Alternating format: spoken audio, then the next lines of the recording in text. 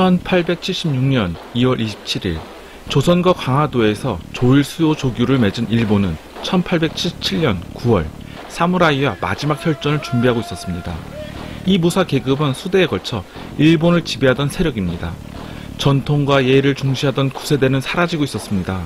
그런데 물리칠 수 없는 적을 눈앞에 마주하게 됩니다. 이들의 나라를 현대화하고 전 세계를 변화시키게 될 산업시대였습니다.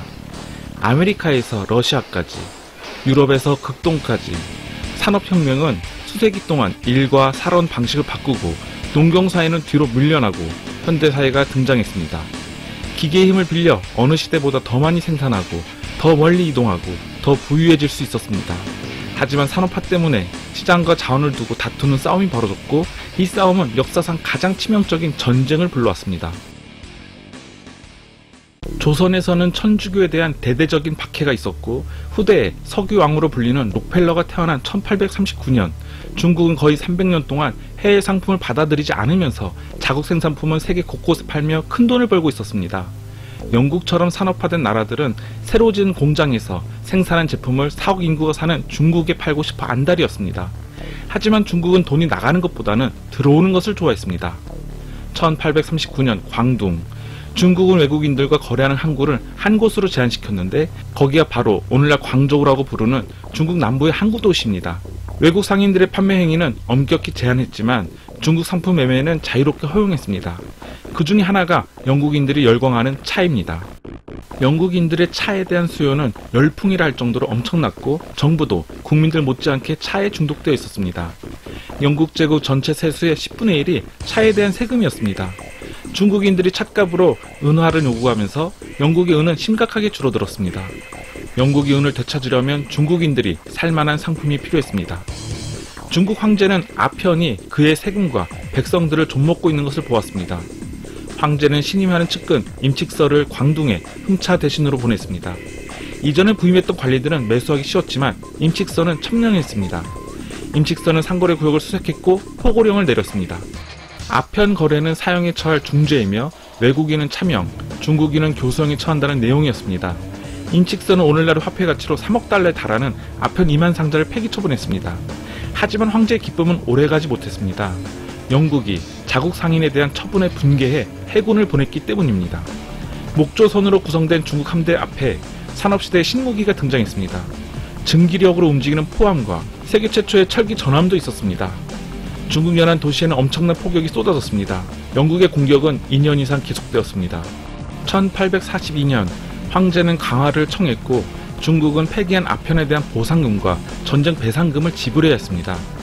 중국 항구 5곳이 외국 상인들에게 개방되었고 홍콩 섬은 영국에 넘어갔습니다. 중국 문전에 영국 식민지가 생긴 것입니다. 유럽 최초의 산업 강국이 세상에 던진 메시지는 분명했습니다. 시장을 개방하지 않으면 신무기의 위력을 뼈저리게 보여주겠다는 것입니다. 중국은 아편 전쟁의 치욕을 잊지 않았습니다. 그리고 지금은 세계 최대의 수출국이자 지구상에서 경쟁 속도가 가장 빠른 국가가 되었습니다. 영국이 중국을 이길 수 있었던 원동력은 산업혁명에 있습니다. 이는 9,000년 전 농업이 시작된 이후 인류 역사상 가장 위대한 발전이었습니다.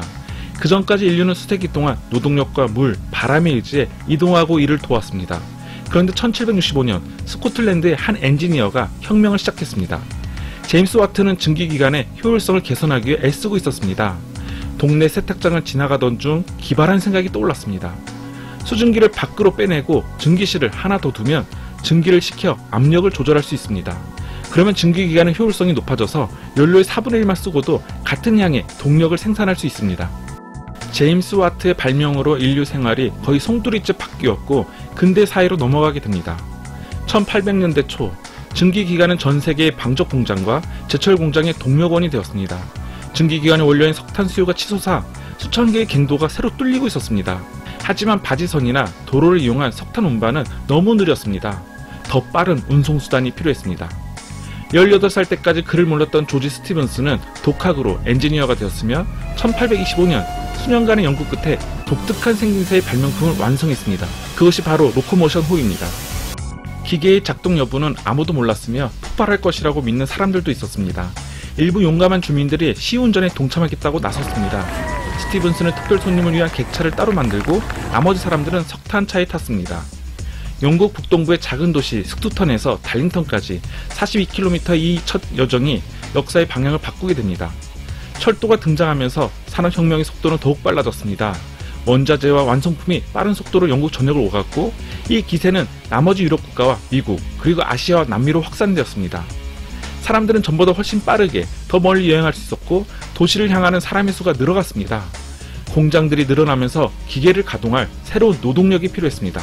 집단 이주가 시작되었습니다. 25년이 지나자 대다수의 영국인은 도시에 살게 되었습니다. 그리고 현대의 전 세계 인구가 그런 상황입니다. 산업시대 발명품들은 세상을 변화시켰습니다. 증기선, 강철도교, 전보, 환한 밤거리. 미국, 독일, 프랑스, 스위스, 벨기에는 재빨리 산업사에 합류해 원자재와 새로운 시장을 두고 쟁탈전을 벌였습니다. 한때는 군사력 하나로 제국을 건설했지만 이제는 산업이 제공하는 돈과 무기가 있어야 새로운 시대를 맞이한 세계를 제패할 수 있습니다. 유럽 국가들은 세계를 지배하기 위한 경쟁에 돌입했습니다. 대서양 건너편의 미국에서는 미래를 결정할 전쟁이 발발하기 일보 직전이었습니다.